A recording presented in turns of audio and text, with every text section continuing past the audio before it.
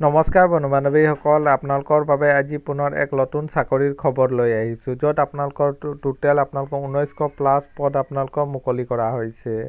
আৰু এইসমূহ পদৰ বাবে আপোনালোকৰ 18 বছৰৰ পৰা আপোনালোকে 40 বছৰলৈকে আবেদন কৰিব পাৰিব।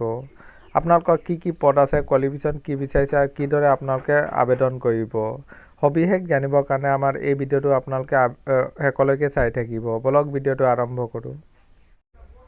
আপোনালোকে চাব পাৰে আপোনালোকৰ UPSC ফালৰ পৰা এইসমূহ পদ আপোনালোকৰ মুকলি কৰা হৈছে। আপোনালোকৰ পোষ্ট নেম দিয়া হৈছে, আপোনালোকৰ নাৰ্ছিং অফিচাৰৰ পদ আপোনালোকৰ মুকলি কৰা হৈছে। টোটেল ভেকেঞ্চি আছে আপোনালোকৰ 1930টা টোটেল ভেকেঞ্চি আপোনালোকৰ মুকলি কৰা হৈছে। আৰু জব লোকেশ্যন আপোনালোকৰ অল ইণ্ডিয়া কেটেগৰী এই পদসমূহৰ বাবে আবেদন কৰিব পাৰিব। আৰু বয়সৰ সময়সীমা বিচৰা হৈছে, আপোনালোকে চাব পাৰে 18 বছৰৰ পৰা আপোনালোকে 30 বছৰলৈকে জেনেৰেল কেটেগৰী আবেদন কৰিব পাৰিব। লগতে আপোনালোকৰ এজ ৰিলেক্সনো আপোনালোকক দিয়া হৈছে।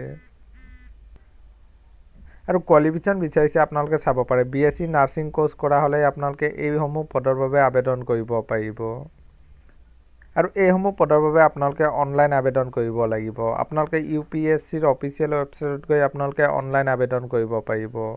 আৰু আপোনালোকৰ অনলাইন আৰম্ভ হৈছে, আপোনালোকে চাব পাৰে 7 মাৰ্চৰ পৰা আপোনালোকৰ অনলাইন আবেদন আৰম্ভ হৈ যাব। আৰু আপোনালোকে 27 মাৰ্চলৈকে এইসমূহ পদৰ বাবে আবেদন কৰিব পাৰিব। এইটোৱে আছিলে বন্ধু বান্ধৱীসকল এটা সৰু সুৰা ইনফৰ্মেশ্যন। সদায় এইদৰে জব নটিফিকেশ্যন পাই থাকিবৰ কাৰণে আমাৰ চেনেলটো ছাবস্ক্ৰাইব কৰি দিব। ধন্যবাদ।